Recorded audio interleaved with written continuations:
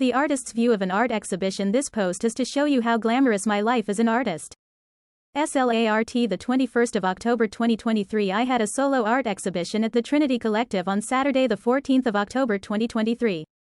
Trinity is a cool art space with a tattoo parlor upstairs, run by Max and Gemma, who are amazing.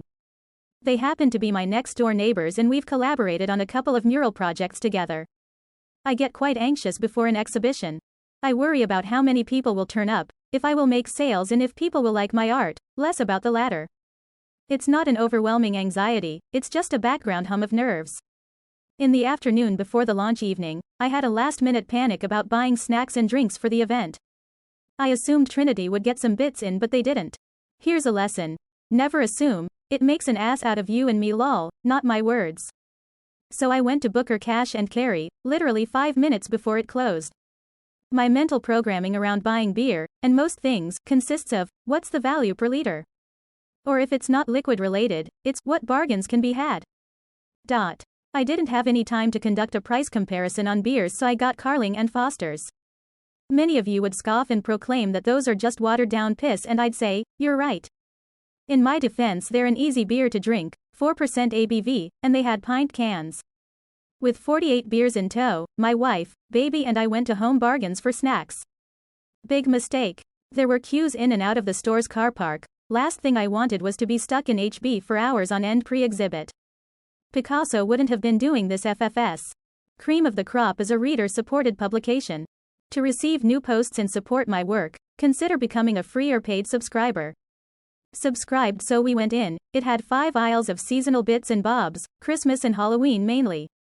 People went skipping around joyously at the sight of the plethora of sparky lights. My wife went off to look at some home bits and I deliberated what to get in the crisp aisle.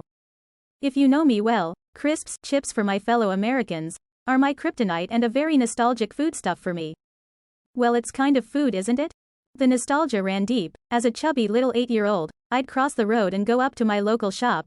They had the best selection of retro crisps there. Well, retro now, back then they were modern. So walking down this aisle was like looking at an old family album. Oh, there's salt and vinegar fish and chips. I remember when we had those in 1989. And beef Space Raiders. I remember having a Space Raiders sandwich on white bread and flora after school that day. My mind went back to value, and I was looking for £1 for 6 packets of crisps. This was an impossible task in 2023. I wanted more time in my beloved crisps aisle, but I couldn't be there all day. I had to be decisive, right? Let's do this. Beef plus pickled onion Space Raiders checkmark, salt and vinegar fish and chips checkmark, scampi fries checkmark, bacon fries checkmark, prawn cocktail party mix, good value big bag, checkmark, cheese and chive party mix, good value big bag, checkmark, jalapeno party mix, good value big bag, checkmark, 24 tins of Coke Zero checkmark. I go the till like a true hero, stacked up with a world-class selection of snacks. We go back outside, load the car, and go back to the gallery to set up the snacks and drinks, triumphant. Prices are added to the art pieces, print rack is loaded, refreshments table set up. All ready to go, we'll come back in 3 hours. I get to the venue at 6:30 p.m., crack open a can of Carling and anticipate the hordes of SLART fans to enter, frenzied, fanatically fighting over which art pieces to buy. They all sell within minutes and I make £500,000 and go home. Sorry, was just fantasizing then. No one turns up at 7 p.m., 7:15 p.m., 7:30 p.m. I think to myself, I might as well go home. 7:31 hits and a lady comes in with her 6-year-old son. We're Facebook friends. I know the lad's dad. He has an art studio next to mine. She's lovely, very inquisitive, asks me a lot of questions about my art. People started trickling in between 7:31 to 8 p.m. The space had a nice buzz about it. People were drinking and chatting. I connected people who didn't know each other before. Pleasant evening on all accounts. I had expected more people to turn up, many more RSVP'd, but it was nice overall. I didn't make any print sales, which I was disappointed about, and although I had a nice evening, I had a niggling sense that all the effort and time was somewhat wasted. I know, if you've read this post you'll know that my inner Dutber is an arsehole. I've been reflecting on this since that day, and ultimately I need to think about what I want as an artist. Since having a child, I realize how precious time is. The thing is, it's not all about sales, the main thing is the creation of my art. I love setting up my own art exhibitions, like Fistula in 2022, being creative with the entire event was a lot of fun. I did have some sales, but it was more about people seeing, hopefully enjoying, my work that I found satisfying. Plus there was a community and charity element to it. We raised over £400 for Kidney Care UK, which was fulfilling.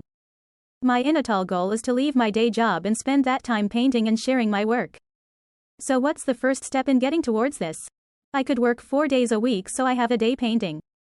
This post is turning into a deeper reflection of which I will ponder on this week. I'll share more about this soon. For now, enjoy some photos from the exhibition, SLARTX Trinity, the 14th of October 2023. Thanks to Gideon Lydiard Photography and Trinity for the photos. And Trinity for hosting me. I look forward to sharing more with you soon. Very best wishes to you. End note. I went to New York in 2009. I remember landing in JFK and hearing that Michael Jackson had died. Back to the crisp point. I went to a Chinese takeaway when I was there and ordered my chow mein and asking for chips about 7 times before realizing my mistake. Oh, we call fries chips in the UK. I said, rolling my eyes at myself, expecting them to find it as funny as I did. They just stared blank-faced back at me.